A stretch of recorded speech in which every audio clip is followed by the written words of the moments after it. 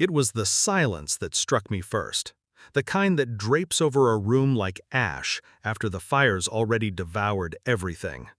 Her laugh pierced it. "Surprise," she said, her fingers curled possessively around his arm. My gown, my custom gown, clung to her body like it had always belonged to her. And maybe, in some twisted way, it had. Then Mother clapped. Like this was a game, like I was the punchline. "She looks so much better in white," she beamed. I smiled. Calm, measured, death in disguise. I pulled out my phone, pressed play, and held it up for all of them to see. And that's when their faces cracked. You want to know where it started? Fine.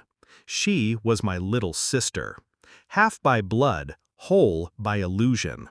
A 10-year age gap meant I raised her more than Mother did, braided her hair, wiped her tears, shielded her from the chaos that made us orphans in all but name. I protected her, taught her loyalty, and she taught me betrayal. I met him, Caleb, when I was 29, a storm in a tailored suit, gentle hands, serious eyes. He said I made him feel safe. That's how they get you, isn't it? They find the cracks you forgot were there. My sister liked him, too much, but I was used to that. She always wanted what I had, or maybe she just wanted to see if she could take it. The signs were subtle at first. Her texts, shorter, quieter. Then his, the same. He started locking his phone, started saying her name too casually, too often. I asked him once if he thought she'd ever settle down. He flinched.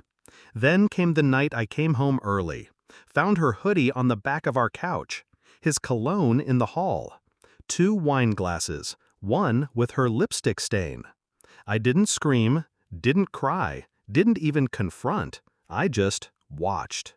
If you've never been betrayed by the 2 people who claim to love you most, let me explain how it feels. Like waking up underwater.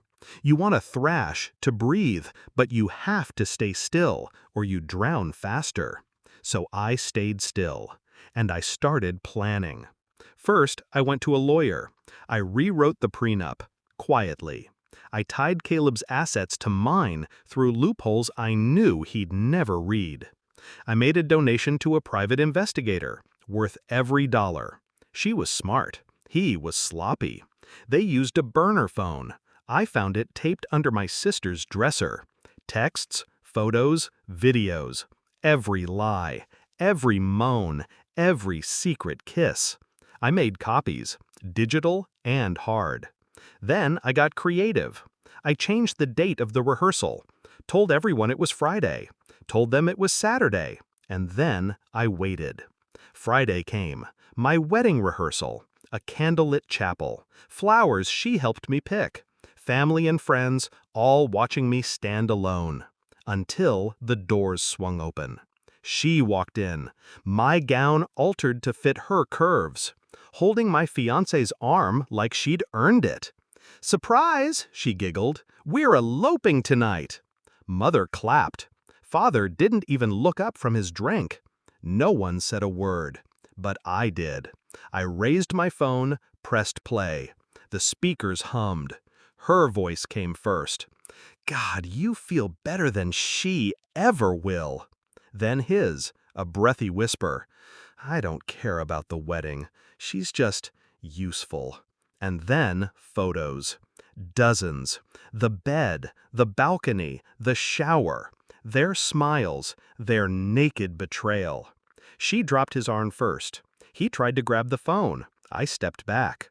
"Oh," I said, "you might want to check your bank accounts." That got him. I drained every joint account, left him a polite email with all the receipts. The prenup revisions, the betrayal clause, the cheating penalty, everything. My sister? She got nothing, except the cold silence of a crowd now watching her squirm in a dress that was never hers. They left together, or maybe separately. I didn't look. Mother cried, for herself more than for me. I gave her a pat on the shoulder. Don't worry, I said. She does look better in white, like a ghost. People think revenge is loud, but real revenge, it's quiet, calculated. It walks in heels and smiles while you burn. I never married Caleb, but I did sell the story, anonymously, and I used the money to fund my own firm. I specialize now. Turns out it's a growth industry. Sometimes I see her, online, a different name, a different man, same hollow eyes. She doesn't look better in white anymore. She looks small. And me? I've never looked better.